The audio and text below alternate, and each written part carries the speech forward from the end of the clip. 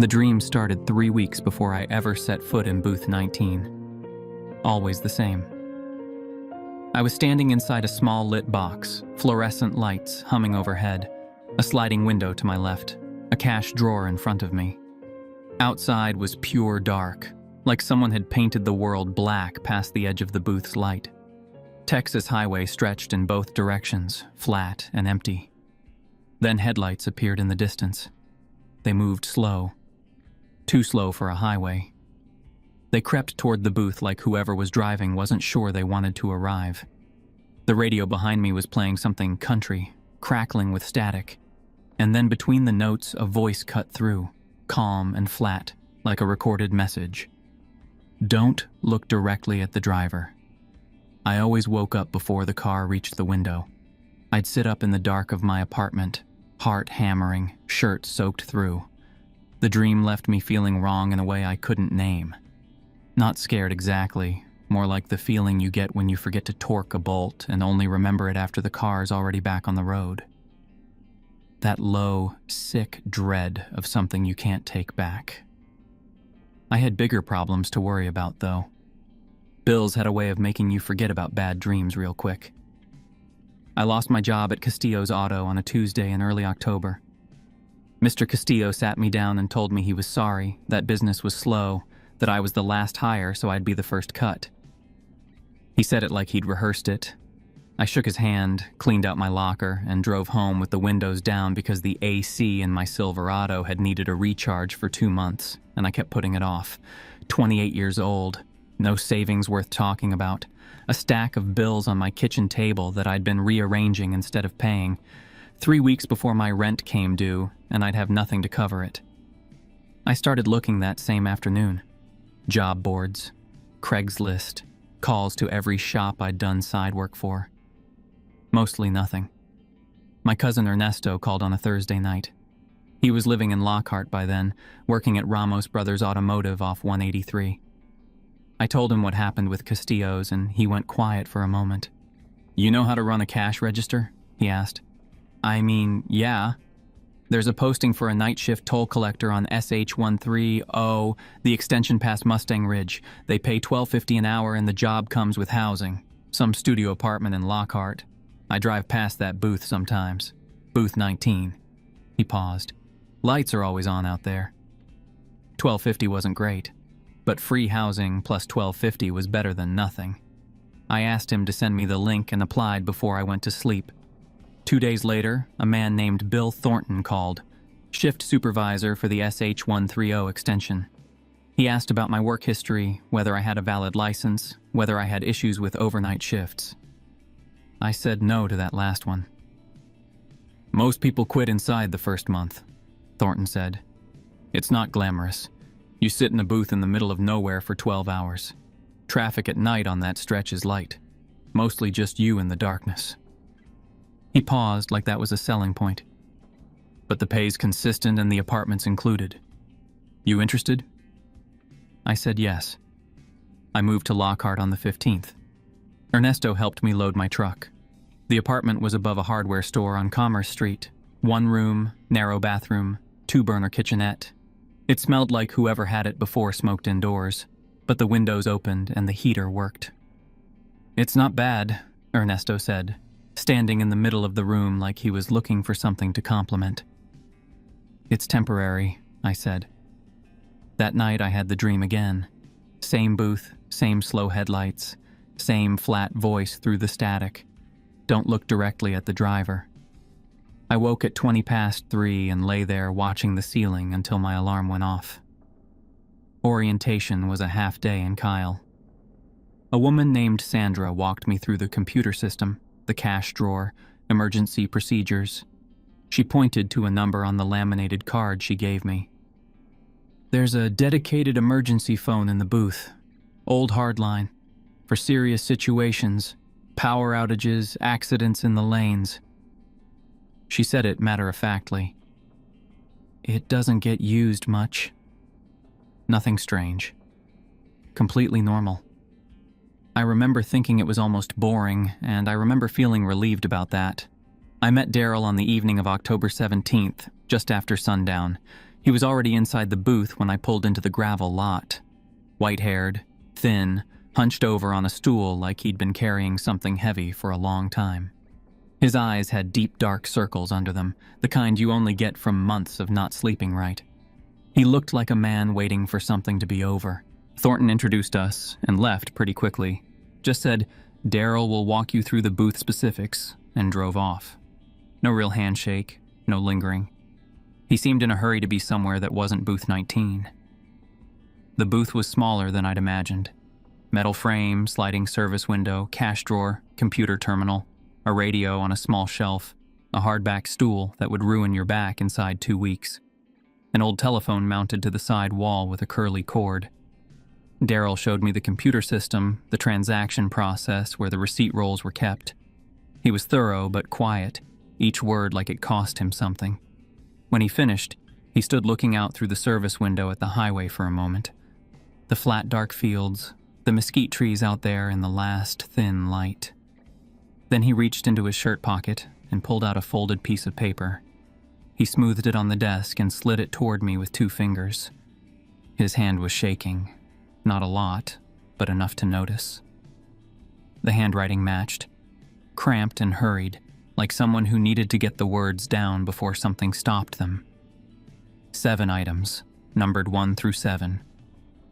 I read through all of them and looked up at him. "What is this?" I asked. "Those are the real rules for the night shift," he said. "I don't care what they told you in orientation. Follow these and you'll be fine. Ignore them." He let it hang.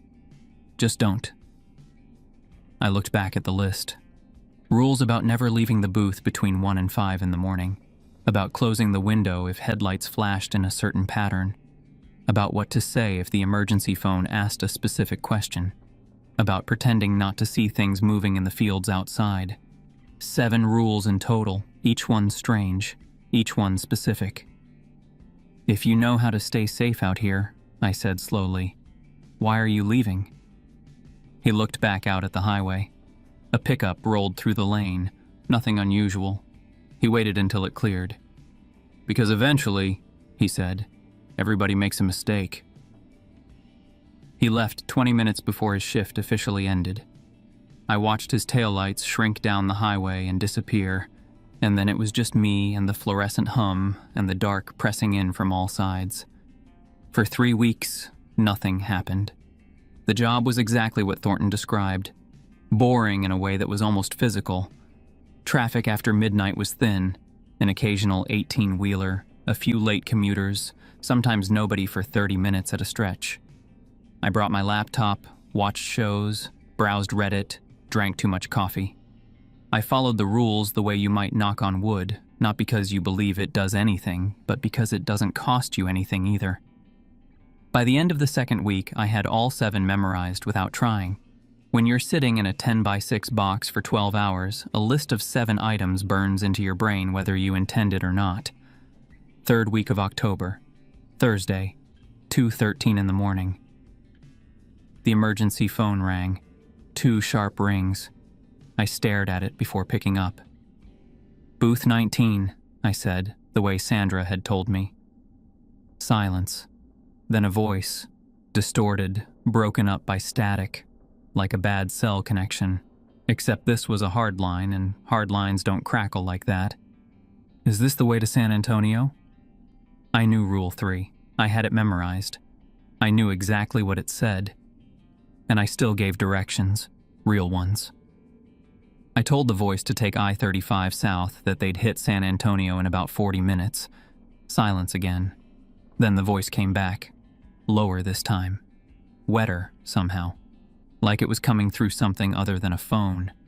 The same question, the exact same words, but different in a way that was hard to name. The way a word looks wrong when you stare at it too long and it stops looking real. Except this was a voice, and it stopped sounding like a person. "Is this the way to San Antonio?" "Stay on I-35, I said. The words from Rule 3, the ones I should have said the first time. The line went dead. I set the phone down. My heart was faster than it should have been. I told myself it was a prank call, a drunk, someone messing around at 2 in the morning. I opened my laptop and tried to watch something. I don't think I took in a single frame. The next night, just past 3, headlights appeared in the toll lane. That wasn't unusual.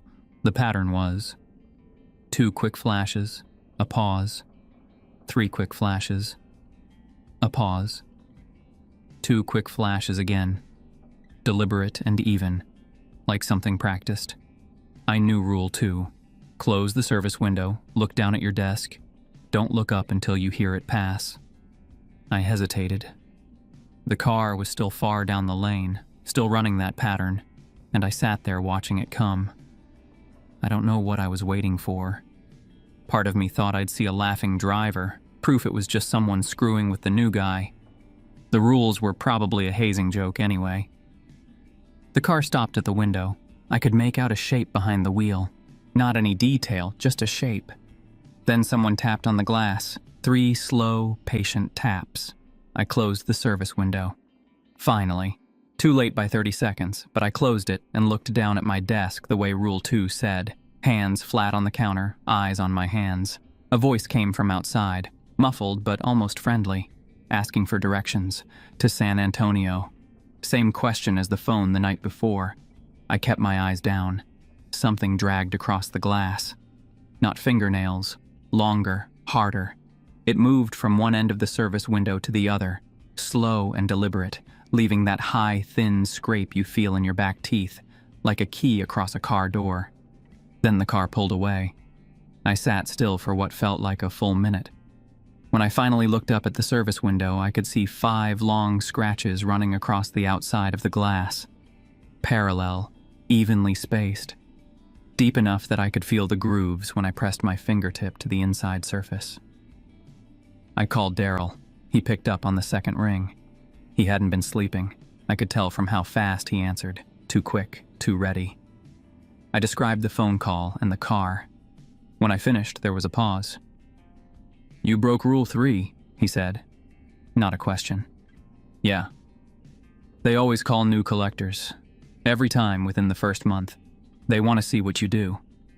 His voice was flat and tired. "They know about you now. Once they notice you, things escalate. They test, they push, they see how much you'll break." A pause. "And leaving doesn't fix it. Once they notice you, you don't get to walk away clean. Being out there with the rules is safer than being out in the world without them." I didn't say anything. "Follow all 7, Daryl said. "Every time. Don't test them again." Another pause. "I'm sorry, kid." He hung up. That same night, I was sitting in the booth just past 1 in the morning when I looked up from my laptop toward the eastern side of the glass. The open fields out there, mesquite trees scattered low across the dark, completely unremarkable during the day. Something was moving between them. Not a coyote, not a deer. The movement was wrong for a deer. Too upright, too steady. Something tall and thin crossing through the mesquite from north to south at a pace that was neither fast nor slow, jerky and smooth at the same time, like 2 things that didn't belong together had been stitched into one. Rule 4. Pretend you don't see it. Do not acknowledge it. I looked back at my laptop screen. I pulled up whatever I'd been watching, read the captions without understanding them, kept my eyes forward, did not look back at the fields. For an hour I felt watched. Not the paranoid kind you can argue yourself out of, the specific physical feeling of being looked at, where the back of your neck goes tight and something in your gut already knows. I kept my hands on the desk where I could see them, and I did not move. At 2:10, the feeling faded, like pressure letting off, slow and gradual. I let out a long breath. The rest of the shift passed without incident. At 5 in the morning, the sun came up over the flat horizon, and the dark bled out of the fields, and the mesquite trees were just mesquite trees again. I looked at the 5 scratches on my service window, still clear in the morning light. I thought about what Daryl had said, about not walking away clean. Whatever was out there already knew my name, and now it knew I'd seen it. I came back the next night with a thermos of coffee and a different mindset. That's not entirely accurate. I came back because I needed the job and had nowhere else to go, but I told myself it was resolve. It felt better that way. The scratches were still on the service window. 5 parallel lines, clear as anything in the fluorescent light. I ran my finger along the inside of the glass and felt the ridges. I don't know what I expected, that maybe I'd imagined them, or that someone from the day shift had cleaned them off. But they were there, real and deep, and no fingernail had any business making marks like that. I set up my laptop, poured my coffee, and went through all 7 rules one more time in my head. Then I opened Daryl's paper and read them off the page too, just to be sure. I wasn't treating them like a joke anymore. Around 11:30, a Chevy Silverado rolled through the lane, big white one, cracked left headlight. The driver was maybe late 50s, wide through the shoulders, a Texan's cap pulled low. He handed me a card. It declined, and he dug around in his center console for cash while I waited. "You the new night collector?" he asked. "Yeah," I said. He found a crumpled 10 and passed it through. "How long you been on this stretch?" "About a month." He nodded like that meant something. "You keeping salt in your pockets?" I looked at him. "What?" "Rock salt. Some people keep it on them when they drive this stretch late." He took his change without counting it. "Gets mighty strange out here after midnight. Always has." He glanced past me toward the dark fields on the eastern side of the booth, and something in his face tightened. Then he put the truck in gear. "Keep the salt on you, son." He drove off before I could ask anything else. I didn't have salt, not yet. 3:17 came the way it always did. Slow and then all at once, like the clock had been stalling and then gave up. I turned the radio off. Rule 6. 3 minutes of silence every night. The booth felt smaller without the radio. Just the hum of the fluorescent lights and the distant sound of wind moving across the flat highway. I kept my eyes on the desk and waited. About 90 seconds in, the radio made a sound. Not music, static. A low, crackling hiss that built slowly and then shaped itself into something close to a voice. "We see you, collector." Flat and even, like someone reading off a card. "We know you answered wrongly. We know you hesitated at the window." I said nothing. Rule 6 was specific. Do not respond to voices from the radio while it's off. "Look outside. We want you to see us." I stared at my hands and counted seconds. 43, 44, 45. The static kept going, but the voice didn't speak again. At the 3-minute mark, I turned the radio back on. Some country station out of Austin mid-song. I turned it up a little louder than I normally would. I did not look outside. Not for the next 20 minutes. When I finally did, the fields were empty, or at least nothing was moving in them that I could see. Around 2 in the morning, a Honda Civic pulled into the lane. Small, white, older model. The driver was a young woman, maybe early 20s, dark hair, dressed like she'd been out somewhere. She held out her hand through the window without looking up and passed me exact change. The coins hit my palm, and I nearly dropped them. They were burning hot.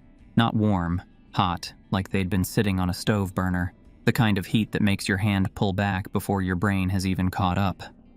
I remembered Rule 5. I tilted my hand and let them fall directly into the cash drawer. My palm was already stinging. I looked down and saw 5 small red circles rising into blisters, 1 for each coin. When I looked back up, the woman was still there. Most drivers leave as soon as the transaction's done. She was looking at me now. Dark eyes, pretty enough face, smiling. The smile was too wide. The corners of it stretched further than a smile had any right to go, pulling at the edges of her mouth like something was working at it from the inside. I glanced at the back of her car. No license plate. "Have a good night," I said, keeping my voice even. She kept smiling. Then she drove away. I looked at my palm for a long moment. 5 blisters, the exact size and shape of quarters. Whatever was sending these things knew where I was, knew my lane number, had gotten close enough to hand me something directly. That was not a comfortable thought. 5 in the morning. Danger hours over. The sky to the east was going from black to a deep gray blue, and the first early commuters were beginning to come through. The emergency phone rang. I stared at it. Past the window. Outside the rules Daryl had written down. It wasn't supposed to call after the danger hours. It never had before. I picked it up. "You think it ends at dawn, Collector?" Same distorted voice, the wet, wrong quality underneath it. "The old rules are changing. We're coming for you tonight." The line went dead. I set the phone down carefully. I sat on the stool and looked at the blisters on my hand and the scratches on the window and listened to the morning birds starting up out in the fields, and I understood clearly that this wasn't going to stop on its own. After my shift, I drove into Lockhart and went looking for a local history library. A woman at the gas station on Main pointed me to the Caldwell County Public Library on San Antonio Street. The librarian's name was Margaret. She was in her 60s, silver-streaked hair, glasses on a chain, the kind of woman who looked like she'd been behind that same desk her whole life. When I asked about the history of the SH-130 corridor, specifically disappearances or unusual incidents, something shifted in her expression. She didn't look surprised. She looked like she'd been waiting for someone to ask. She took me through a door behind the main desk into a back room that wasn't open to the public. Small space, smelled like old paper and dust. Bankers' boxes on shelves labeled by decade, and one whole wall covered in newspaper clippings pinned under plastic sheeting. I stood there reading headlines. Missing persons stretching back decades. An Austin American Statesman piece from 1974. Something older from a Lockhart Weekly in 1931. "How far back does this go?" I asked. 1887, Margaret said. She took a box down from a shelf and set it on the table. Inside, wrapped in cloth, was a leather journal. She opened it carefully to a page near the middle. The handwriting was in Spanish, cramped and old-fashioned, and at the bottom of the page was a sketch. I recognized the shape right away. Tall and emaciated, branching antlers spread wide, a face too long to be human. I'd only ever seen it from the corner of my eye through the booth glass, moving through the mesquite. But I knew it. "The Tonkawa who lived on these lands called it Damak," Margaret said. "It means roughly, the hunger that walks. The Spanish settlers called it El que alimenta, the one who feeds. Some people around here still call it a Wendigo, though that word doesn't quite fit." She closed the journal. "It's older than any of those names." "What is it exactly?" "Nobody knows completely. That's the honest answer." She took her glasses off and let them hang on the chain. "It was here long before Europeans arrived. The tribes who lived here managed it. They had rituals, taboos, specific ways of keeping it satisfied without letting it hunt freely. When the settlers disrupted that, people started disappearing." She nodded toward the clippings. "When TXDOT built SH-130, the construction disturbed something that had gone dormant. It woke back up. And the state just... The state knows," she said. Her voice was flat in a way that meant she'd been angry about it for a long time and had run out of anger. "They keep the booth staffed because an occasional missing toll worker every few years is cheaper than rerouting a major highway. They don't advertise that reasoning." I told her about the phone call that morning, the coins, the scratches. She listened without interrupting. When I finished, she went to a cabinet and came back with a cloth bag. Inside, a Ziploc bag of rock salt, coarse-grained, and 4 iron nails, hand-forged by the look of them, heavy and dark. "Salt across the threshold," she said. "Nails at the 4 corners of the booth, wedged tight. Keep them there every night." She paused, hands flat on the table. "There's also an 8th rule. It wasn't on Daryl's list. I'm telling you now because I think you may need it before long." She told me what it was. I won't write all the details here. There's a reason it wasn't on the list. But it involved blood and something she called a free offering. "Only if everything else fails," she said. "Everything else first. This is a last measure." I asked her how she knew all of this. She looked at the clipping board for a moment. My brother worked booth 19 in 1979. There wasn't enough of him left to bury. She said it quietly, the way you say something you've said to yourself 10,000 times until it lost its shape. I've been keeping this room for 45 years, waiting for the next collector who came looking. I took the salt and the nails and thanked her. That night, I prepared the booth before my shift officially started. Salt along the threshold, thin enough that passing drivers wouldn't notice. Iron nails wedged at each corner of the frame. I hung a St. Christopher medal from the rearview mirror of my truck and then, feeling slightly ridiculous, wrote a phrase in Spanish across my left forearm with a marker, something my grandmother used to say when she was frightened, a protective phrase she'd gotten from her own grandmother. I had no idea if it would do anything. I did it anyway. At 12:47, the tall shape moved through the fields again. I looked at my computer screen and kept it there. An 18-wheeler rolled through around 1. The driver had a beard going gray and looked at me a little longer than most drivers do before handing over his card. "You all right, son?" he asked. "You look like you're expecting something." "Long night," I said. He took his card back and glanced out toward the dark fields. "My buddy Ramirez drives this stretch. Said something followed his rig for 20 miles last week. Stayed just outside the edge of his headlights the whole way." He shook his head. "Ramirez doesn't spook easy." He held out a small wooden cross through the window. Simple, no bigger than my palm, the kind from a church gift shop. "Keep that on you." I took it. "Gracias." He drove on. I set the cross next to the nails on the corner of the desk and tried not to think too hard about the fact that a stranger on a highway had handed me a cross like it was the most natural thing in the world. At 1:13, the emergency phone rang. Earlier than before, still inside the danger window, but 1:13 felt different from 2:13, more deliberate, like something had been calculating. I picked it up. "We're coming, Collector. Your salt and your iron won't save you." I recited the phrase from my forearm under my breath. Quiet, just my lips moving. Something on the other end made a sound. It took me a second to recognize it as laughing. "Look outside," it said. "I'm wearing a face, you know." I held the phone and did not look outside. My free hand was flat on the counter. "Come on, Marcos, just look. I came all this way." I looked. I couldn't stop myself. It said my name, and then it used that voice, and my eyes went to the window before I'd decided to let them. The figure stood at the edge of the light, maybe 60 feet out, just past where the lampposts ended. It was Ernesto. His height, his build, the way he stood with his weight shifted slightly left.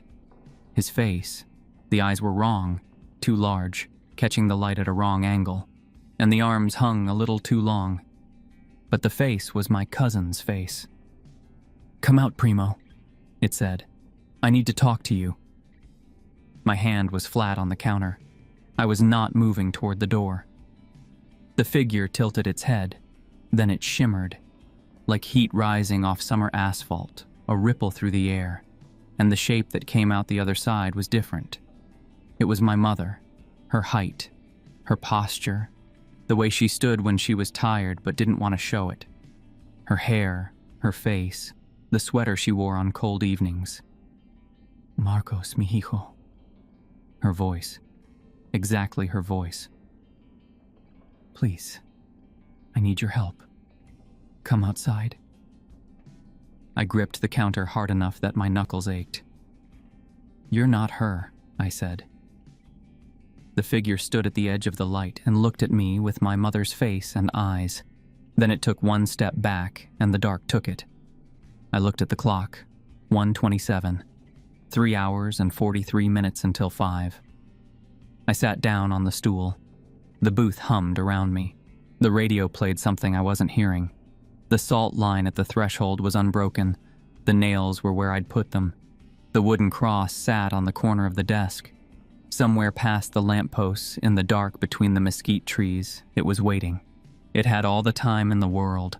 I survived the rest of that second night the same way you survive a bad shift at a job you can't quit, minute by minute, eyes forward, telling yourself it's temporary. The figure wearing my mother's face stayed at the edge of the lamppost light until almost 3 in the morning. I know because I watched the clock more than I watched the window. At 2:58, I glanced out and it was gone.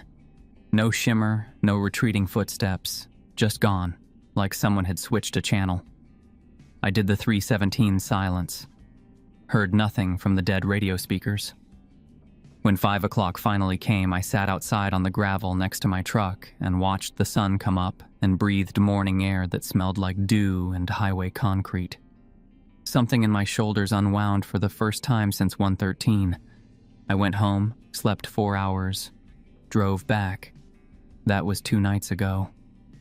This is what happened on the third night. Around 2 in the morning, headlights appeared in the lane. Not flashing, that was the first thing I checked by reflex at this point. Regular headlights, normal speed. I relaxed a little. Then I glanced at the small rearview mirror I'd propped on the side of my desk. I'd positioned it 2 days ago to give me a wider view of incoming traffic. One more thing to keep me from being caught off guard. I caught the license plate as the truck rolled into the lane. LVS 2HNT, the blue pickup from Rule 7. I looked back at my computer screen immediately. Rule 7 was clear. Process the toll, no eye contact. I pulled up the transaction screen and kept my head angled down and waited. The truck stopped at the window. The driver's side window rolled down. In my peripheral vision, I could make out a worn cowboy hat, a weathered jaw, a flannel shirt gone soft from washing. Older man. He held out the exact cash amount without me having to say the total first. I took it, logged it, printed the receipt, kept my eyes on the drawer. "Rough few nights?" he asked. His voice had a thick Texas drawl, slow and easy, like someone who'd spent his whole life in no hurry. I didn't answer. "Son," he said, "I'm not one of them. I want to be clear about that up front." He didn't move to drive on. "Think of me as a middleman. Rule 7 didn't specifically say not to talk, just no eye contact." "What kind of middleman?" I asked. "The kind that's been managing a certain situation on this road for a long time." He set his elbow on the window frame, relaxed and patient. "The hungry one grows bolder every year. It's been restless since the highway went in. Some of us have been keeping it in check, following older rules, making certain arrangements, keeping the losses smaller than they'd be otherwise." A pause.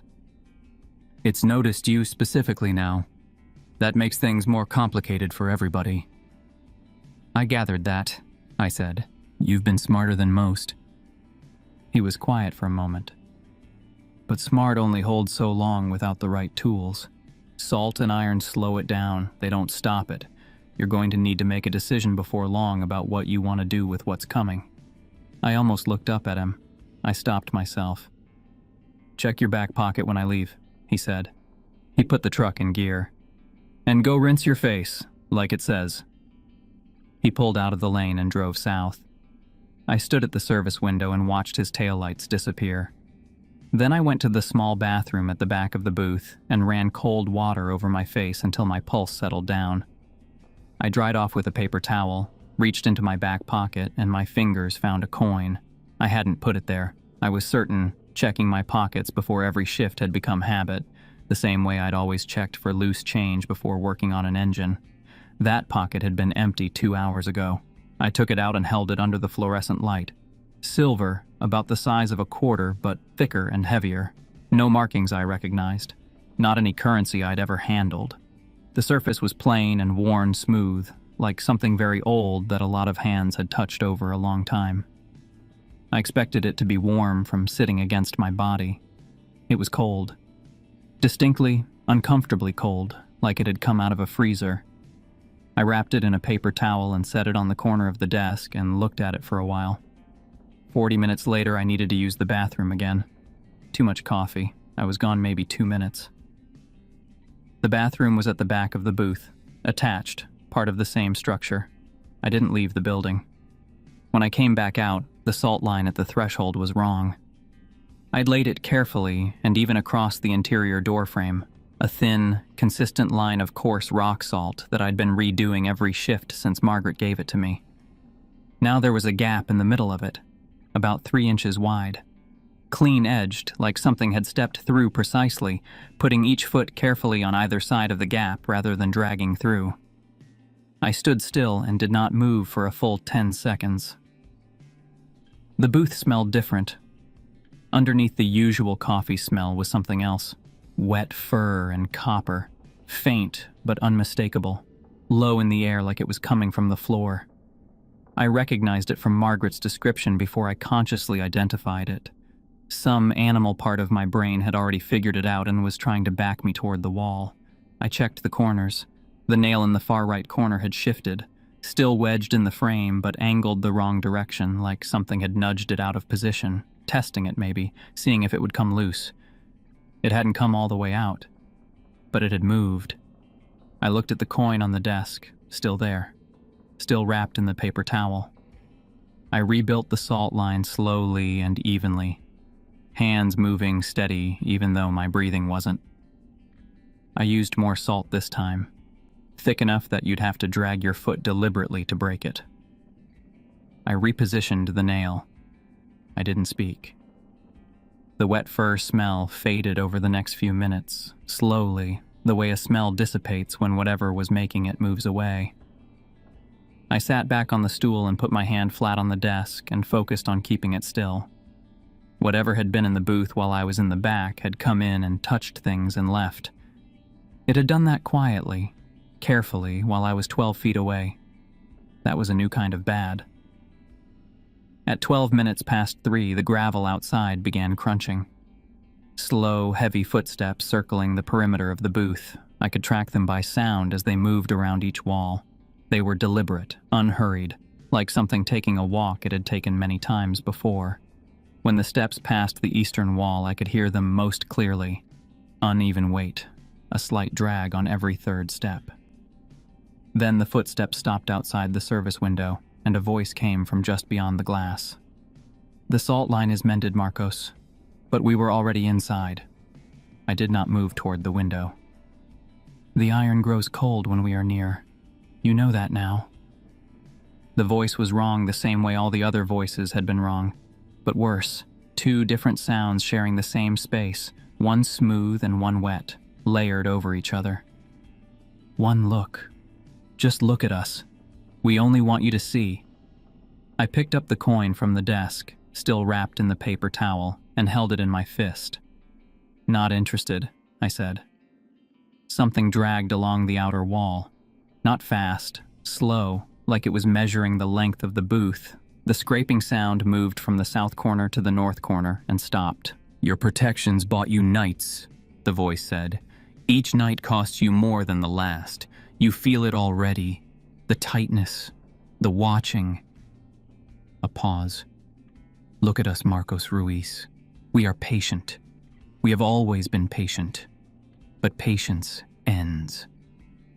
I unfolded the paper where I'd written my grandmother's phrase and read it quietly, lips barely moving. Twice, then a third time. The footsteps on the gravel slowed, then stopped completely. A long silence outside. Then nothing. No sound at all from that side of the booth, which felt worse than the circling had. I stayed on the stool and kept the coin in my hand and waited.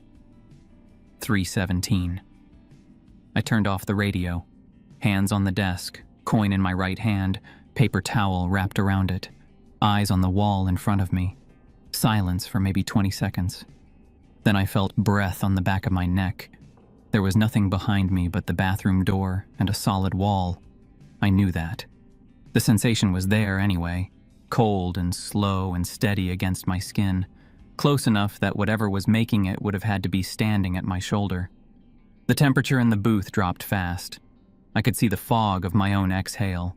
A crescent of frost formed along the top edge of the service window, spreading outward in fine branching lines. A voice spoke from directly beside my ear. Not the radio, not the phone. From the air, maybe 6 inches from my face.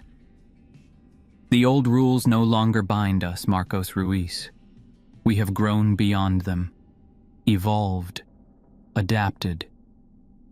A pause where the cold deepened. "The salt is an inconvenience. The iron is a memory. Your phrases are sounds with no teeth left. Another pause, slower. Your soul will feed us for 100 years. I gripped the coin through the paper towel and held it tight. The cold spiked, sudden and sharp, like plunging your arm into ice water past the elbow. I felt the coin push back against the presence beside me. That's the only way I could describe it. A resistance, like holding two magnets wrong end to wrong end. The harder you push them together, the harder they push apart. The presence moved, didn't leave, moved. Further, maybe a foot, then two. Where did you get that? The voice was different now. Still wrong, still wet at the edges, but something behind it that I hadn't heard before. Not anger exactly. More like something old being reminded it could still be surprised. Someone left it for me, I said. Silence. The frost on the service window began melting in slow drips. The temperature crept back up. At the 3-minute mark, I turned the radio back on and kept the coin in my hand for another 10 minutes before I set it back down. At 3:41, 3 vehicles came down the lane, a minivan in front, then a Gap, then a beige sedan. Then, after another Gap, a motorcycle. Regular spacing, regular speed, nothing unusual from a distance. The kind of traffic that came through at this hour a couple times a week. The blue pickup reappeared from the shoulder of the highway, rolling slowly into the space beside the lane, off the traffic flow. The blue hunter climbed out and leaned against the hood with his arms crossed and his hat pulled forward, looking down at the asphalt. "You've still got the coin," he said. "Yeah," I said through the service window. "Good." He didn't look up. "Here's where we are. It wants you to choose one of those 3 vehicles. Leave a gap in your protections. Pull the nail from one corner. Don't redo the salt line after your break. Let it take what it's going to take. In exchange, it leaves you alone for good." He shifted his weight. "It's not a good arrangement, but it's a clear one." The minivan was closer now. I could see a car seat shape in the back window. "No," I said. "Marcos." "No." He was quiet. The minivan kept coming. I was thinking fast, the way you think when a car's on your lift and something's wrong and you have 30 seconds to identify it before the owner comes back. I had the coin. I had what Margaret had told me about Rule 8. I had the thing the voice had said about feeding cycles. What if it had something more regular, I said, more consistent than hunting? What if it didn't need them because it was already being fed? The blue hunter's head tilted slightly, still not looking at me. "Say what you mean." "Weekly, not monthly, not one person. Weekly blood offerings. Small ones, freely given, not taken. 3 drops on the coin every week. More frequent than it's been getting. More reliable than random hunting." I was building the logic as fast as I could. That's a steadier supply. Engines run better on a consistent fuel line than on surges and droughts. A long silence. The sedan was close now. The cold came back, not the air beside my ear kind, but a broader presence, spreading from outside the booth across the whole structure. The service window frosted over in a full crescent this time, heavier than before. The smell of wet fur and copper pushed through the glass seal. Something very large was right outside. Considering. "More frequent feedings." The voice came from every wall at once. That could satisfy. For a time, a pause that felt like something measuring. "But you cannot do this alone. One keeper bleeds dry. A single tether phrase. You will need others. A group, each giving a small amount so that no one gives everything." "How many?" I asked. "Enough. You have 1 month to begin building what is needed. If you fail to begin, the arrangement ends and we take what we require without bargaining." The minivan reached my window. I processed the toll, smiled at the driver, a tired-looking woman, 2 kids asleep in the back. She drove through. The sedan came, elderly man, nodded at me without speaking. He drove through. The motorcycle last, a young guy in a blue helmet who didn't look up from the road. He rode through and his tail light shrank down the dark highway. I looked at the coin on my desk. I found a thumbtack in the pencil cup, pressed the point into the pad of my left thumb. It hurt less than I expected, a quick, sharp sting. I held the coin flat on my palm and turned my thumb over it and let 3 drops fall on the surface.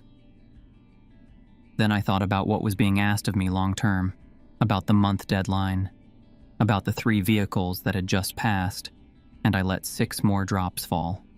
9 total. Triple. To seal it in a way that couldn't be argued with. The coin absorbed them. The silver surface went dull red, not from the blood sitting on top, but from underneath, like the metal itself had changed. Then it faded back to silver and the coin lifted from my palm. That's the part I keep coming back to. It just lifted, smoothly, in less than a blink, and was gone. Nothing visible took it. My palm was empty and the coin was somewhere else. A sound came from outside. Low, resonant, not quite animal, and not quite anything with a name. Then the cold pulled back all at once, like a door closing. The frost on the window melted in streaks. The smell faded. The Blue Hunter got back into his truck. He started the engine and rolled down the window one last time. 1 month, he said. Don't waste it. He turned south and drove until his taillights disappeared and the lane was empty and the night was just a night. I called Margaret at 4:30. Still inside the danger window, still 40 minutes from 5, but I needed to hear a voice that was actually human. She picked up on the 3rd ring, alert, not groggy, the way someone gets when they've been halfway expecting a call for weeks. I told her all of it. The Blue Hunter, the coin appearing in my pocket, the salt line and the nail, the presence at 3:17, the 3 vehicles, the deal I'd made. She was quiet for a moment when I finished. You bought time, she said, for those 3 people tonight, for yourself. A pause. But you understand what you agreed to. I know what I agreed to, I said. The blood is a tether, Marcos. Every week you give it, the connection to you gets a little stronger. It'll know where you are. It'll know when you miss a week. She paused again. The consortium spreads that tether thin enough that no single person carries too much. But you need people who understand what they're agreeing to, who won't panic, who won't run. 1 month, I said. Then we start tomorrow. Come by the library in the morning. I said I would. We hung up. I sat on the stool and looked at my left thumb. The small puncture was barely bleeding anymore, just a red dot the size of a pinhead. I pressed a folded paper towel to it and held it there and watched the dark fields outside the booth. Nothing moving in the mesquite. No footsteps on the gravel. The entity had gotten what it came for and gone back to wherever it went when the bargain was satisfied. I hadn't beaten it tonight. I want to be clear about that. I hadn't outsmarted it or driven it off. I'd offered it a more efficient feeding arrangement, and it had accepted, the way a machine accepts the fuel you put into it without caring where the fuel came from. The thumb stung. The paper towel had a small red spot at the center. I sat in the booth until 5 in the morning, watching headlights pass through the lane, thinking about who I was going to call first. The dream changed somewhere around the 2nd month. It was still booth 19, still 3:17 on the clock above the service window, still the flat dark highway and the fluorescent hum and the approaching headlights moving too slow. But now when I looked out past the edge of the lamppost light, the tall antlered shape wasn't standing there alone. Other shapes flanked it. Human-sized, human-shaped, standing still with their arms at their sides. Something glinted in each of their hands, small and silver, catching the light the way coins do. They stood far enough back that I couldn't make out faces, couldn't tell how many there were exactly. More than a few, less than a crowd. Keepers who came before me. That was the understanding the dream carried with it. The way dreams tell you things without saying them. Keepers who came before me and were no longer keeping anything. I woke from that dream every time with my left thumb throbbing. The first month after the bargain was the hardest. Margaret and I sat in the back room of the library the morning after and worked through the list of people we thought might be reachable. People who either already knew something was wrong on that highway or had a connection to its history that made them more likely to believe. We needed people who wouldn't panic, who had reasons of their own to hold the line. Panic was the engine that broke things. I'd seen enough bad repairs to know that a person who rushed because they were scared always left something loose. Margaret came first, which was already settled. Her brother's name was in one of those newspaper clippings, 1979, and 45 years of keeping that room in the library was its own kind of commitment. Ernesto was harder. I drove to Ramos Brothers on a Tuesday afternoon and asked him to take a late lunch. We sat in his truck in the parking lot and I told him everything from the beginning. He listened without interrupting, which wasn't like him. Ernesto always had something to say. When I finished, he was quiet for almost a full minute, looking out the windshield at nothing in particular. "I've been having a dream," he said finally. "About a toll booth. 3 a.m, some clock on the wall, something outside with antlers." I looked at him. "Started about a month before you called me about the job," he said. I didn't say anything because I thought it was just a weird dream. The coin had chosen me before I ever set foot in the booth. I wondered now if it had been working further out than that, pulling the people it needed into position before the need arrived. That thought sat badly, but I kept it to myself. Ernesto said yes. Bill Thornton was easier than I expected. I called him on a Wednesday and told him I knew about the arrangement and needed help building the consortium the entity had asked for. A long silence on the line, and then, "I figured this call was coming eventually. The last keeper ran. I hoped you wouldn't." He came to the first meeting without needing any more convincing, which told me he'd already known far more than he'd ever said. Officer Ramirez. I found through the trucker who'd given me the wooden cross. He'd mentioned a buddy named Ramirez who drove this stretch, and I'd filed it away. Ramirez turned out to be a Caldwell County deputy who'd been the first responder on 3 separate disappearances along the SH 130 corridor over 7 years. He'd written them up as best he could and watched them go nowhere. And the look in his eyes when I described what lived in the fields was the look of a man finally hearing an explanation for something that had been rotting in his mind for years. He joined. The last 2 were a married couple in their 70s, a man and woman named Carl and Inez Draper, who'd farmed land adjacent to the highway since before the extension was built.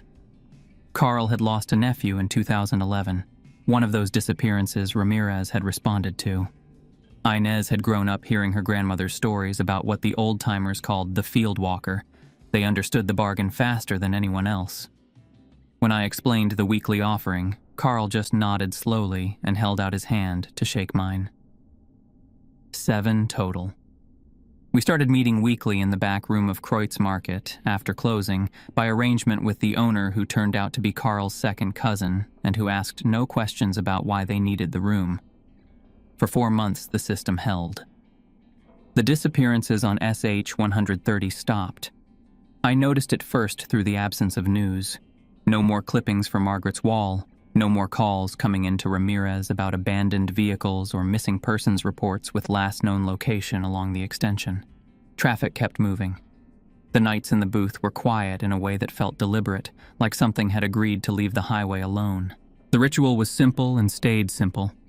Each of us kept a coin, not the original, which I never saw again after that night, but new ones that Margaret sourced through channels she didn't fully explain. Each Wednesday we met and gave 3 drops to our respective coins, and the coins were left on a flat stone behind the Draper farm at the edge of the fields overnight and collected in the morning. The stone had markings on it that predated the Drapers by a long time. Inez wouldn't say how she knew to use it. I didn't push. My thumb healed between Wednesdays, but never fully. A small scar was building in the pad, the puncture site from the thumbtack I still used, a dimple that stayed tender to the touch. I stopped noticing it much. You stop noticing the things that become routine. Then, around the 5th month, the coin started asking for 4 drops. I don't know how else to describe it. The coin didn't speak. But when I offered 3 drops one Wednesday evening and moved to set it down, something resisted. A pressure like a cold hand around my wrist, not painful but clear, unmistakable. I added a fourth drop and the pressure released. I mentioned it at the next meeting and every other keeper nodded. Same thing, same night. 4 drops, same week, all 7 of us. Margaret looked at the table for a moment and then said, "It always grows," in the flat tone she used when she was delivering a fact she'd known for a long time and had hoped wouldn't arrive yet. The Blue Hunter came back to the booth on a Thursday night in the 5th month. Same truck, same slow roll into the lane, same worn hat angled down. I processed the toll without looking up. He didn't move to leave right away. "Bargain's holding," he said. "For now." "I know," I said. 7 keepers, weekly offerings. That's more than most consortiums managed in the first year. He shifted in his seat. "But you should know it's paying closer attention now, not just to the road, to each of you. Learning schedules, learning who matters to who." A pause. It's patient in a way that's easy to forget when things are quiet. I kept my eyes on the transaction screen. "What do we do when 4 drops becomes 5? "Find more keepers," he said, "or the drops get larger." He put the truck in gear. "It doesn't have a ceiling, son. That's the part people never want to hear." He drove off. I went and rinsed my face in cold water for a long time. Margaret had been digging into historical records for months. Older accounts, things from before the newspaper era. She found reference to similar arrangements in 3 other places. A river crossing in Gonzales County in the 1840s, a stage road in Bastrop County before that, and something along the old Camino Real that went back further than she could fully trace. Each had a group maintaining a bargain. Each group showed up in the records for a span of years and then stopped appearing entirely. None of them lasted indefinitely, she told me at one of the Wednesday meetings. Carl and Inez were there, Ernesto, Ramirez, Thornton, all of us around the back table at Kreutz, the place closed and dark beyond the single light above us. Someone always breaks faith eventually. Someone gets frightened and runs. Someone decides they can use it rather than just contain it. Someone gets greedy. "Or makes a mistake," Ernesto said. He was looking at me. "Or makes a mistake," Margaret agreed. I thought about Daryl saying the same words on the first night I met him. The way it had sounded like something he'd been repeating to himself for years. We didn't talk about what happened to the previous groups when they dissolved. We didn't need to. The dream came differently in the 6th month. I was in the booth, same as always, 3:17, the clock, the headlights in the distance. But this time the dream kept going past where it usually ended. The headlights stopped outside and the service window frosted over, and then I was somewhere else without any transition. A hospital room, bright and white and smelling like antiseptic. Daryl was in the bed. I recognized him by his white hair, his build. His face was turned away. His hands were on top of the blanket, bandaged from the palms to the wrists. When he turned toward me, I looked away before I could see his eyes clearly, but I'd already seen enough. The bandages extended up past his brow. He'd been in Houston. I'd heard through Thornton, a psychiatric facility, admitted 6 weeks after he left Booth 19. The official record said self-harm. Thornton hadn't elaborated, and I hadn't asked him to. In the dream, the room around Daryl dissolved, and I was standing somewhere else. Outdoors, flat land, night sky. A field of something that had been cut low, like old crop stubble. I could see shapes in the field. People standing, evenly spaced, 10 of them maybe, each holding a coin the way you'd hold something that burned. Their faces were... I woke up. I lay on my back in the apartment above the hardware store and stared at the ceiling and waited for my heart to slow down. What I'd seen in those faces before I woke, in the second before the dream ended. It wasn't pain exactly.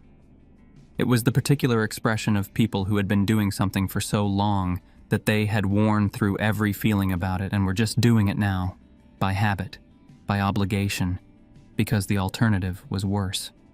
The faces of people maintaining something endless. I lay there for a while. Then I got up and made coffee. That night I drove to Booth 19 for my shift. I set up the laptop, poured coffee from my thermos, laid the salt line at the threshold with the care I'd developed over 6 months of nightly practice. Iron nails at the 4 corners, wedged tight. The wooden cross the trucker had given me still sat on the corner of the desk. I'd stopped writing the Spanish phrase on my forearm around month 3. Not because I'd stopped believing in it, but because I'd learned I could say it from memory without needing the reminder. The coin sat in the center of the desk. Margaret had given me a small stand for it. A piece of folded copper bent into a curve that held the silver coin upright, just easier than having it roll around. I looked at it sometimes between vehicles and tried to feel something about what it represented. Mostly I just felt tired. 3:17 came. I turned off the radio, sat quietly for 3 minutes, heard nothing from the dead speakers, turned it back on. Regular night. At 4:40 I saw the headlights in the distance. One vehicle coming from the south, moving at normal highway speed, nothing unusual about the pattern. I turned toward the service window and watched it approach. Past the last lamppost, at the far edge of where the light reached and the dark began, something was standing in the field. 7, maybe 8 feet tall. Gaunt, the kind of thin that had too much frame for the skin covering it. Limbs too long, angles in the wrong places. The antlers spread wide above it, massive branching shapes that caught none of the light from the lane and seemed to take some of the dark with them instead. Its face was pointed toward the booth. I held its gaze for half a second before I caught myself and looked at the approaching headlights instead. Rule 4. Pretend you don't see it. I'd followed Rule 4 hundreds of times. It never got easier. It just got more practiced. The car reached the window. A young woman, college-aged, music playing from her stereo, completely ordinary. I processed her toll, thanked her, watched her drive north. She had no idea what was standing 60 feet to her left. That was the point. That had always been the point. I touched the coin on its little stand and felt the cold of it move up through my fingers. Behind me the booth hummed. Around me the highway was empty in both directions, quiet and lit and ordinary. And at the edge of the light the tall shape stood in the field and watched me work, its black eyes catching nothing, its vast antlers still, patient in the dark the way something is patient when it has been waiting since before there was anything here to wait for. I reached under the desk and took out the folded index card I'd started keeping there 2 weeks ago. New rules, added in my own handwriting below Daryl's 7. Number 8 from Margaret. A note about the coin stand. A reminder about the Wednesday schedule. At the bottom I'd written one line in capital letters. The hunger always grows. Not as a warning, just so I didn't forget.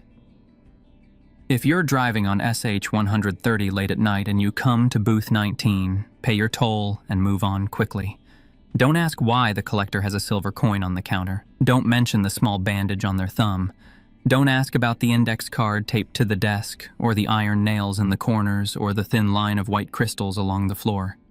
And if you see headlights coming up behind you in a flashing pattern, 2 short, pause, 3 short, pause, 2 short again, don't slow down to watch. If you see a blue pickup truck with the license plate LVS2HNT pulled off on the shoulder, keep your eyes on the road ahead of you. If something tall and wrong catches the edge of your headlights in the fields beyond the toll plaza, keep driving. Don't look twice. The toll collector in that booth has made arrangements so that you can drive through safely. Those arrangements have a cost that you don't have to pay and that you don't want to know about. But I want you to understand that the cost is real, that it is paid weekly, that it grows a little larger every month, and that somewhere in those dark fields, patient as stone and hungry as it has always been hungry, something is watching every car that passes through that lane. It has been watching yours for some time now. Keep driving.